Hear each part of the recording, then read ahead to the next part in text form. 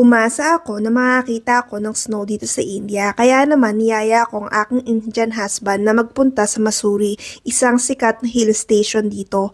Oo guys, nag-i-snow talaga dito. Kaso sad news, hindi malakas ang prayers ko kay Lord.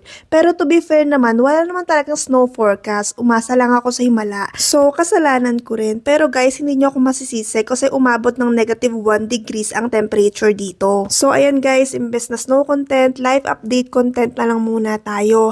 Ayan guys, yung main ganap namin, yung nag-check-in kami sa hotel na na-feature pala sa Netflix. At ang ginawa namin, ayan, working with the view. Charot, syempre lumabas din naman kami guys. Noong gabi ay nagpunta kami sa Mall Road. Dito makikita nyo yung madaming shops, restaurant, mga street food, kanyan, and madaming taong dumaadaan dito. Parang yung mga bazaar nila ganon sa isang tourist spot. Dito din pala guys, may nakita akong soup na sobrang nasarapan ako kasi kalasa siya ng sotanghon sa Pilipinas. Anyway guys, ang haba pala nitong Mall Road at sobrang lamig nga, kaya hirap na hirap kaming maglakad at magala-gala.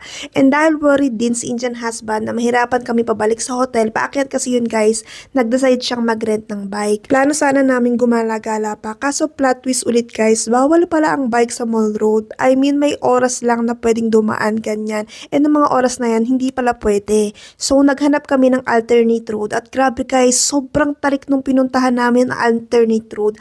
As in, napa-video talaga ako after kasi trauma level yung nangyari sa amin doon.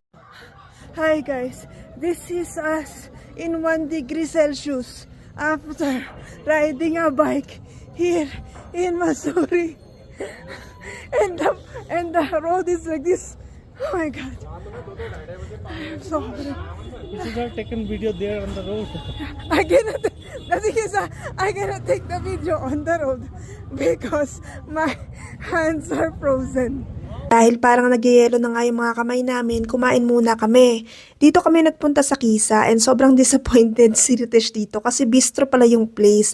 Niresearch ko pa yan. Akala ko kasi may live band na club vibes ba ganon. Meron namang singer, totoo naman na may live band. Pero one-man band lang pala. Pero honestly guys, wala na akong pakialam kasi gusto ko talaga magpainit ng time na yan. So ayan guys, nakita namin tong candle decor sa table at ginawa namin yung pampainit kasi sobrang ginaw nga. And umorder na rin ako ng hot chocolate para mainitan yung katawan namin. Pero guys, kung tatanungin nyo ako about sa food, hindi siya ganun kasarap. And yung vibes niya ay pang matanda, hindi siya pang couple, ganyan. Parang pang family, ganun. Pwede yung family kasi nga bistro, parang safe siya for kids, ganyan. Kasi nga walang mga alcohol. Anyway, maganda pala dito kasi mayroon din silang reading area. And yan ako, makikita nyo lumalabas na naman na aking pagka-book lover.